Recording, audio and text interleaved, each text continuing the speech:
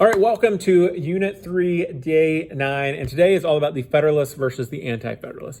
I mentioned them at the end of the last video, but these are going to be the two sides that emerge after the Constitutional Convention. Now, I always tell my students, when you're looking at these two groups, there's a really easy way to tell them apart. The Federalists, federal is part of their name, they were for a strong federal government. The Anti-Federals, they weren't anti-federal government, but they were just anti-strong federal government. These two sides are going to emerge from that, and they are going to be really the driving force between the arguments over whether or not the Constitution should be passed. I mentioned in the last video Patrick Henry being very much against the Constitution at the Virginia ratifying convention. He would definitely fall in that anti-federalist category.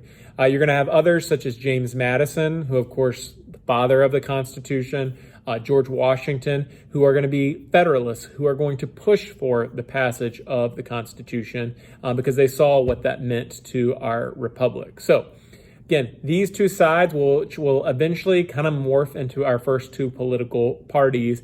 And I would argue until very recently, you're going to have our two parties that have pretty much rested in these two views of one being stronger for states government and one being stronger for federal government and federal power.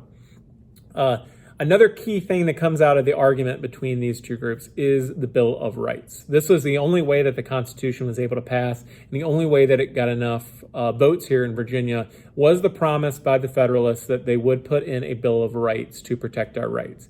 Now, the Federalists were not keen on doing a Bill of Rights because they were worried that if you enumerated rights, that would mean if rights weren't listed on the Constitution, that you didn't have those rights. The Anti-Federalists, though, thought that it was very necessary to list the specific rights that the people should have. And you don't really see anything like the Bill of Rights in any other country up to this point. So it's very, very important.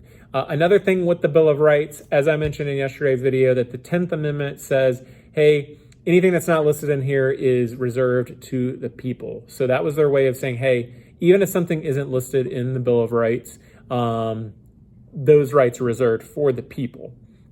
So yeah, so you have the Bill of Rights there with that. With this, you're going to see really the Federalists were able to be victorious in the end as far as the Constitutional Convention went because the Constitution was passed.